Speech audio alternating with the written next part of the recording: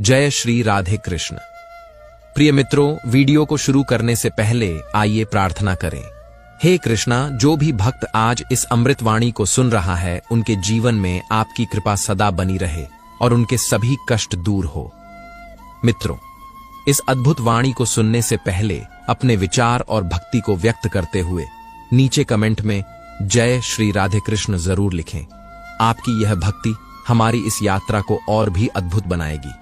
और हां, अगर आपका दिल सच में कृष्ण प्रेम से भरा है तो इस वीडियो को कम से कम 3 ऐसे अपने लोगों के साथ जरूर साझा करें जिन्हें आप अपने जीवन में सबसे ज्यादा मानते हैं, क्योंकि हो सकता है आपकी एक शेयर से किसी की जिंदगी में राधे कृष्ण का दिव्य प्रकाश उतर आए।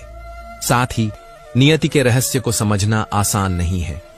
जब जीवन अपनी गति से आगे बढ़ता है तब हम अनेक बार सोचते हैं कि शायद हमारे प्रयासों से सब कुछ बदल सकता है। हम अपनी योजनाओं में डूब जाते हैं, भविष्य के सपनों में उलझ जाते हैं और यह मान बैठते हैं कि हर परिस्थिति हमारे हाथ में है। लेकिन जब वास्तविकता सामने आती है तब हमें यह बोध होता है कि कुछ घटनाएं हमारी इच्छाओं से परे होती हैं। यही नियति का विधान है। गीता में श्री कृष्ण ने स्पष्ट किया कि जो घटित होना है वह अवश्य घटित होगा, क्योंकि सृष्टि के संचालन में ईश्वर की योजना सबसे श्रेष्ठ और अटल है। जब अर्जुन युद्ध भूमि में खड़ा होकर संदेह, भय और मोह से घिरा था, तब माधव ने उसे यही सत्य समझाया। उन्होंने कहा कि मनुष्य अपने कर्तव्य से विमुख होकर भाग नहीं सकता, क्योंकि उसका धर्म पहले से ही तय है। नियति उसे उसी राह पर ले जाएगी जहां जाना आवश्यक है। कोई भी शक्ति, कोई भी उपाय उस मार्ग को रोक नहीं सकता। यही कारण है कि श्री कृष्ण ने अर्जुन से कहा, तुम्हारा युद्ध करना निश्चित है, क्योंकि यह तुम्हारे जीवन की लकीरों में अंकित है। यह केवल अर्जुन के लिए नहीं था, बल्कि हर जीव के लिए संदेश था कि भाग्य के लिखे को बदलना असंभव है। मनुष्य अनेक बार सोचता है कि अगर उसने यह निर्णय लिया होता या उस अवसर को पकड़ लिया होता तो आज परिस्थितियां भिन्न होती। लेकिन सच्चाई यह है कि जो बीज बोया जाता है वही फल देता है। समय का प्रवाह केवल उस बीज के अंकुरित होने का अवसर प्रदान करता है। कर्म के आधार पर ही नियति लिखी जाती है और फिर वह लेख किसी मिटाने वाले शब्द से नहीं बदलता। यहां तक कि देवता भी नियति की रचना को परिवर्तित नहीं कर सकते। इसीलिए कृष्ण कहते हैं, हे मानव, तू केवल कर्म करता जा, फल की चिंता छोड़ दे, क्योंकि फल पहले से ही तय है। उसी के अनुसार जीवन के अध्याय खुलते हैं। इस सत्य को स्वीकार करना सरल नहीं होता। जब हम कठिनाइयों से गुजरते हैं तब हमें लगता है कि अन्याय हुआ है, हमारे प्रयासों का मूल्य नहीं मिला। परंतु जो दिखता है वह संपूर्ण सत्य नहीं होता। नियति का अर्थ केवल दुख या सुख नहीं है, बल्कि वह संतुलन है जो जीवन को उसकी वास्तविक दिशा में ले जाता है। जैसे नदी अपने प्रवाह में बाधाओं के बावजूद सागर तक पहुंच ही जाती है, वैसे ही जीव अपनी लकीरों के अनुसार लक्ष्य तक पहुंचता है। कृष्ण यह नहीं कहते कि प्रयास करना व्यर्थ है। वे केवल यह कहते हैं कि प्रयास करना तुम्हारा धर्म है, लेकिन परिणाम की डोर तुम्हारे हाथ में नहीं है। जो तुम्हारे हिस्से में है वही मिलेगा, चाहे तुम कितना भी विरोध करो। यदि यह समझ आ जाए कि हर परिस्थिति नियति का अंश है, तो मनुष्य का दुख हल्का हो जाता है। वह शिकायत करना छोड़ देता है और धैर्य से आगे बढ़ता है। जीवन में जब तूफान आते हैं तब हमें लगता है कि सब कुछ खत्म हो गया है, लेकिन उस तूफान में भी कोई अदृश्य शक्ति हमें संभाल रही होती है। जब एक दरवाजा बंद होता है तो दूसरा अपने आप खुल जाता है। यह भी नियति का ही खेल है। जो अवसर खो जाते हैं उनका खोना भी जरूरी होता है, क्योंकि शायद वे हमारे जीवन के लिए सही नहीं थे। अर्जुन को भी यही समझाया गया कि जिस युद्ध से वह भागना चाहता है वही उसकी आत्मा की मुक्ति का मार्ग है। इसी संघर्ष में उसकी प्रतिष्ठा है, इसी में उसका धर्म छिपा है। यदि वह भाग जाता तो उसका जीवन व्यर्थ हो जाता। यही नियति का लेख है कि कभी कभी जो सबसे कठिन लगता है वही हमारे लिए सबसे आवश्यक होता है। मनुष्य जब इस गूढ़ रहस्य को स्वीकार कर लेता है कि जो होना है वह होगा ही, तब उसके भीतर अद्भुत शांति उतरती है। वह अब भविष्य की चिंता से मुक्त होकर वर्तमान में जीता है। यही कृष्ण का संदेश है। वर्तमान में जियो, क्योंकि यही क्षण तुम्हारा है। नियति केवल बाधा नहीं है, वह अवसर भी है। जिस दुख से तुम गुजरते हो वही तुम्हें शक्ति देता है। जिस हानि का तुम शोक करते हो वही तुम्हें परिपक्व बनाती है। जिस हार से तुम टूटते हो वही तुम्हें विजय के लिए तैयार करती है। हर घटना में ईश्वर की योजना छिपी होती है। हम केवल उसे देख नहीं पाते क्योंकि हमारी दृष्टि सीमित है। इसीलिए कृष्ण कहते हैं, हे मानव, तू केवल अपना कर्म करता जा, बाकी सब मुझ पर छोड़ दे। जब यह भाव हृदय में उतरता है तो जीवन का बोझ हल्का हो जाता है। व्यक्ति समझता है कि वह अकेला नहीं है, कोई अदृश्य शक्ति उसके साथ है जो हर पल उसे सही दिशा में ले जा रही है। नियति का लेख कोई मिटा नहीं सकता, पर उसे सहज भाव से स्वीकार करने वाला मनुष्य सच्चे अर्थों में विजयी होता है। क्योंकि नियति चाहे कैसी भी हो, उसे शांति से जीना ही सबसे बड़ा साहस है। यही गीता का सार है, यही कृष्णवाणी है और यही जीवन का अमर सत्य है। मनुष्य जब इस धरती पर जन्म लेता है तभी से उसके जीवन की रूपरेखा ब्रह्मांड की अनंत ऊर्जा में अंकित हो जाती है। यह रूपरेखा केवल एक सामान्य लेख नहीं है, बल्कि अनगिनत जन्मों, अनगिनत कर्मों का परिणाम है। नियति का ताना बाना इतना सूक्ष्म और जटिल है कि उसे समझने के लिए साधारण बुद्धि पर्याप्त नहीं होती। श्री कृष्ण बार बार यही संदेश देते हैं कि जिस रास्ते पर तुम्हें चलना है वह पहले से तय है और उसी दिशा में तुम्हारे पांव अपने आप बढ़ते जाते हैं। कभी हमें लगता है कि हम अपनी इच्छा से चुनाव कर रहे हैं, लेकिन वास्तव में हमारे निर्णय भी उसी अदृश्य शक्ति के अधीन होते हैं। कभी कभी मनुष्य कहता है कि उसने यह उपलब्धि अपनी मेहनत से प्राप्त की, लेकिन यदि ध्यान से देखा जाए तो हर प्रयास के पीछे भी वही अदृश्य धारा काम कर रही होती है। यदि परिस्थितियां साथ न होती, यदि समय अनुकूल न होता, तो वही श्रम व्यर्थ हो जाता। इसीलिए कृष्ण यह समझाते हैं कि तुम्हारा कर्तव्य है प्रयास करना, परंतु फल की प्राप्ति तुम्हारे हाथ में नहीं है। जो तुम्हारे लिए तय है वही तुम्हारे सामने आएगा। यही नियति की अटूट शक्ति है।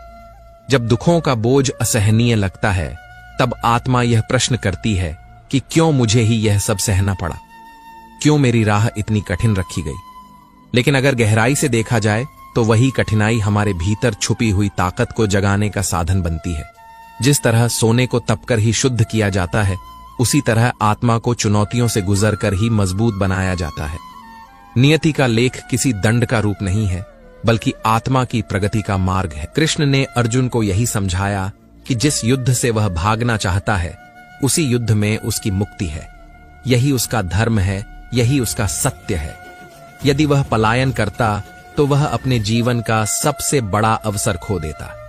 इसी प्रकार हम सभी के जीवन में ऐसे अवसर आते हैं जिन्हें हम दुख मान लेते हैं, पर वास्तव में वही हमें महानता की ओर ले जाते हैं। नियति का खेल इसी रहस्य से भरा हुआ है। एक साधारण मनुष्य सोचता है कि वह अपनी योजनाओं से सब कुछ नियंत्रित कर सकता है। वह भविष्य को अपने हिसाब से गढ़ना चाहता है, पर जब घटनाएं उसके विपरीत घटती हैं तब उसका विश्वास डगमगा जाता है। उस क्षण यदि वह गीता का संदेश याद रखे तो उसे यह समझ में आएगा कि सब कुछ उसकी भलाई के लिए ही हो रहा है, भले ही अभी वह समझ न पाए। नियति का लेख केवल वर्तमान जन्म तक सीमित नहीं है। यह जन्म जन्मांतर के कर्मों से बुना गया एक अदृश्य सूत्र है। यदि किसी ने पिछले जन्मों में पुण्य संचित किया है तो उसे इस जीवन में अवसर मिलेंगे। यदि किसी ने अन्याय किया है तो उसे कठिनाइयों का सामना करना पड़ेगा। यह न्याय का वह नियम है जिसे कोई शक्ति बदल नहीं सकती। कृष्ण कहते हैं, कर्म का फल अवश्य मिलता है। यही कारण है कि नियति निष्पक्ष होती है, वह किसी से पक्षपात नहीं करती। जब हम यह स्वीकार कर लेते हैं कि हर घटना किसी कारणवश घट रही है, तब हमारे भीतर की बेचैनी शांत हो जाती है। मनुष्य शिकायत करना छोड़ देता है और परिस्थितियों को सहज भाव से जीता है। यह स्वीकार्यता ही आंतरिक शांति की कुंजी है। जब हृदय यह समझ लेता है कि जो लिखा है वही होगा, तो वह भविष्य की चिंता छोड़कर वर्तमान की सुंदरता का आनंद लेने लगता है। सागर की लहरों को कोई रोक नहीं सकता, पर्वत की ऊंचाई को कोई छोटा नहीं कर सकता, सूर्य को कोई ढक नहीं सकता। वैसे ही नियति के लेख को कोई मिटा नहीं सकता। यह ब्रह्मांड का नियम है। यह सृष्टि का संतुलन है। यदि हम इसका विरोध करेंगे तो केवल पीड़ा पाएंगे, यदि इसे स्वीकार करेंगे तो भीतर से हल्के हो जाएंगे। कृष्ण यही सिखाते हैं कि सच्चा वीर वह नहीं जो भाग्य को बदल दे, बल्कि वह है जो भाग्य को स्वीकार करके भी अपने कर्तव्य पर अडिग रहे। अर्जुन ने जब यह सत्य समझा तब उसका मन स्थिर हुआ और उसने पूरे उत्साह के साथ युद्ध किया। परिणाम क्या होगा, यह उसकी चिंता का विषय नहीं था। उसका कार्य केवल अपनी भूमिका निभाना था। जीवन भी एक विशाल युद्ध भूमि है। यहां हर दिन संघर्ष है, हर क्षण चुनौतियां हैं। कभी सफलता मुस्कुराती है, कभी असफलता आकर निराश करती है। लेकिन यदि यह विश्वास हो कि नियति का लेख सर्वोत्तम है, तो मनुष्य किसी भी परिस्थिति में विचलित नहीं होता। वह जानता है कि जो भी हो रहा है उसमें ईश्वर का ही आदेश छिपा है। नियति हमें उस स्थान तक अवश्य ले जाती है जहां हमारी आत्मा को जाना है। चाहे हम रास्ते बदलें, चाहे हम विलंब करें, लेकिन अंततः वही मंजिल मिलेगी जो हमारे लिए निर्धारित है। इस सत्य को जिसने जान लिया उसका जीवन भय मुक्त हो गया, क्योंकि उसे अब यह चिंता नहीं रहती कि कल क्या होगा। वह वर्तमान को पूरे हृदय से जीता है और शांति का अनुभव करता है। जिस क्षण इंसान यह समझ लेता है कि नियति से बड़ा कोई नहीं, उसी पल से उसका आंतरिक संघर्ष समाप्त होने लगता है। हम में से अधिकतर लोग अपना जीवन इस सोच में बिताते हैं कि हमें सब कुछ अपने नियंत्रण में रखना चाहिए, लेकिन सत्य यही है कि नियंत्रण का भ्रम केवल मन का जाल है। वास्तविक नियंत्रण केवल उस परम शक्ति के हाथों में है जिसने इस सृष्टि की प्रत्येक कड़ी को बुन रखा है। कृष्ण ने अर्जुन को यही चेताया था कि तुम्हारे सामने खड़ी परिस्थितियां तुम्हारे वश की नहीं, वे पहले से तय हैं। तुम्हें केवल अपने कर्तव्य की ओर बढ़ना है। कभी हमें लगता है कि हमारी मेहनत व्यर्थ चली गई, हमारी इच्छाएं अधूरी रह गईं, लेकिन यदि हम पीछे मुड़कर देखें तो पाएंगे कि हर अधूरी इच्छा ने हमें किसी और बेहतर राह पर पहुंचा दिया। हर असफलता ने हमें किसी और अवसर के लिए तैयार किया। यही नियति की महानता है कि वह हमें वही देती है जिसकी हमें सबसे अधिक आवश्यकता होती है, भले ही वह हमारे मन की इच्छाओं से मेल न खाती हो। जैसे किसान बीज बोकर यह जानता है कि फसल आने में समय लगेगा, वैसे ही हमारे जीवन में भी कर्म के बीज बोए जाते हैं। नियति उस बीज को सही अर्थु, सही मिट्टी और सही जलवायु में पल्लवित करती है। मनुष्य की उतावली उसे बेचैन करती है, लेकिन नियति का धैर्य ही सच्चा सत्य है। कृष्ण हमें यही धैर्य सिखाते हैं कि प्रतीक्षा करना सीखो, क्योंकि हर चीज समय पर ही मिलती है। जब तूफान उठता है तो वृक्ष की जड़ें और गहरी हो जाती हैं। उसी प्रकार जब कठिनाइयां आती हैं तो आत्मा और मजबूत होती है। यदि नियति हमें आसान जीवन दे देती तो शायद हम में धैर्य, साहस और दृढ़ता कभी न पनपती। इसीलिए कठिनाई भी वरदान है, क्योंकि वह हमें हमारे वास्तविक सामर्थ्य से परिचित कराती है। कभी कभी हम किसी संबंध, किसी वस्तु या किसी अवसर से इतने जुड़ जाते हैं कि उसके खोने पर हमें लगता है कि सब खत्म हो गया। परंतु नियति का नियम यही है कि जो चीज तुम्हारे लिए नहीं बनी, वह चाहे जितना प्रिय क्यों न लगे, वह एक दिन दूर हो ही जाएगी। यह हटाना दंड नहीं है, बल्कि उस चीज से तुम्हें मुक्त करना है, ताकि तुम्हें वह मिल सके जो वास्तव में तुम्हारे लिए बना है। कृष्ण ने गीता में कहा था कि प्रत्येक जीव का मार्ग पहले से तय है, मृत्यु तक का क्षण भी वही लिखता है। जब कोई इस धरती पर आता है तभी उसकी अंतिम सांस भी तय हो चुकी होती है। यही कारण है कि मृत्यु से डरना व्यर्थ है। भय केवल अज्ञान का परिणाम है।